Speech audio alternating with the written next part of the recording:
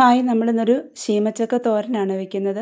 അതിനായിട്ടൊരു ശീമച്ചക്കയുടെ പകുതി എടുത്തിട്ടുണ്ട്. അത് നമ്മൾ നന്നായിട്ട് ചെത്തി വൃത്തിയാക്കി എടുക്കുകയാണ്.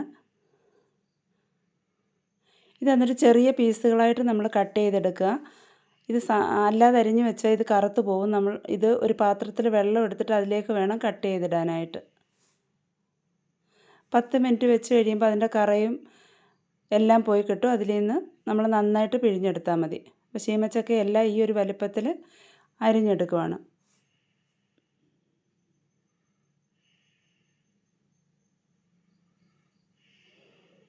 ഇതെല്ലാം ഇങ്ങനെ കട്ട് ചെയ്തെടുത്തിട്ടുണ്ട്.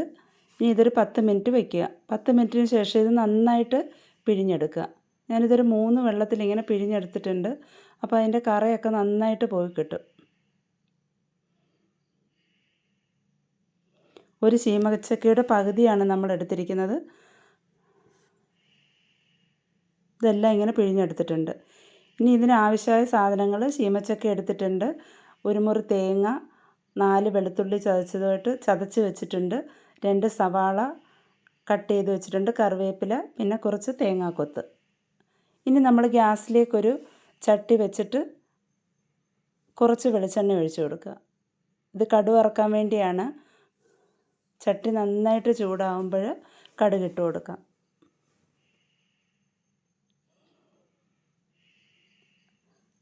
ഇപ്പോൾ ചട്ടി നന്നായിട്ട് ചൂടായിട്ടുണ്ട്. അതിലേക്ക് 2 സ്പൂൺ കടുക് ഇട്ട് കൊടുത്തിട്ടുണ്ട്. ഇനി കടുകൊക്കെ നന്നായിട്ടൊന്ന് ചൂടായി പൊട്ടി വരുമ്പോൾ 2 വറ്റൽമുളക്, 1 തണ്ട് കറിവേപ്പില ഇട്ട് നന്നായിട്ട് ഇളക്കുക.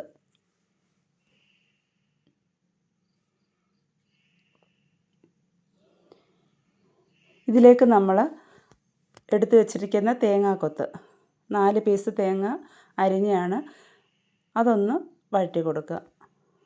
അതിനുശേഷം നമ്മൾ 2 സവാള കട്ട് ചെയ്ത് വെച്ചിട്ടുണ്ട് ചെറുതായിട്ട്, അതിട്ട് കൊടുക്കുക. എന്നിട്ട് നന്നായിട്ട് ഇളക്കുക.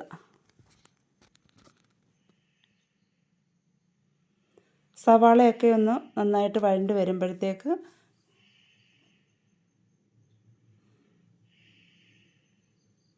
നമുക്കിതിനകത്ത് വേണ്ട പൊടികൾ ഇട്ട് കൊടുക്കാം.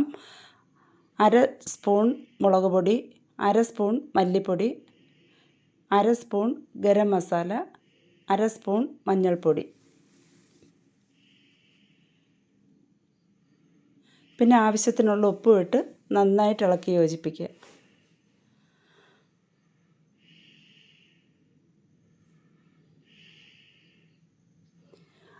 ഇതിൻ്റെ പച്ചമണമൊക്കെ ഒന്ന് മാറുമ്പോൾ നമ്മൾ എടുത്തു വെച്ചിരിക്കുന്ന 1 കപ്പ് തേങ്ങ, ഇതിനകത്ത് 4 വെളുത്തുള്ളിയും കൂടെ ചതച്ചതാണ്, ഇതിട്ട് കൊടുത്ത് നന്നായിട്ടൊന്ന് ഇളക്കുക. അതിനുശേഷം നമ്മൾ അരിഞ്ഞു വെച്ചിരിക്കുന്ന ശീമച്ചക്ക ഇതിലേക്ക് ഇട്ട് കൊടുക്കുക. ശീമച്ചക്ക ഇട്ട ശേഷം നന്നായിട്ട് ഇളക്കി യോജിപ്പിക്കുക.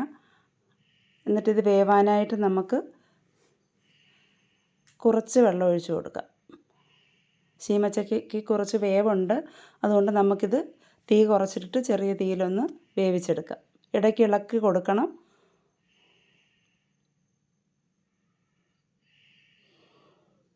വീണ്ടും അടച്ച് വെച്ച് ഒന്നുകൂടി വേവിച്ചെടുക്കാം. ഇപ്പോൾ ഇതൊരുവിധം വെന്തിട്ടുണ്ട്.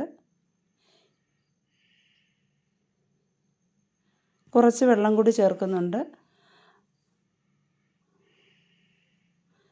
ഇനി നമ്മളിതിന് ഉപ്പ് നോക്കിയിട്ട് ഉപ്പ് ആവശ്യമെങ്കിൽ വീണ്ടും ഇട്ട് കൊടുക്കാം.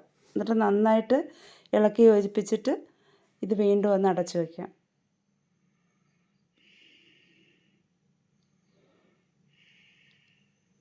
ഇത് ഏകദേശം നന്നായിട്ട് വെന്തിട്ടുണ്ട്. നന്നായിട്ട് ഇളക്കി യോജിപ്പിക്കുക. അതിനുശേഷം നമ്മൾ ശകലം വെളിച്ചെണ്ണ തൂവി കൊടുക്കുന്നുണ്ട്. എന്നിട്ട് ഇതിലേക്ക് 1 തണ്ട് കറിവേപ്പില കൂടി ഇട്ട് കൊടുക്കുന്നുണ്ട്.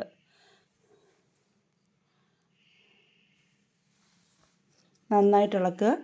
ഇതിപ്പോൾ റെഡി ആയിട്ടുണ്ട്.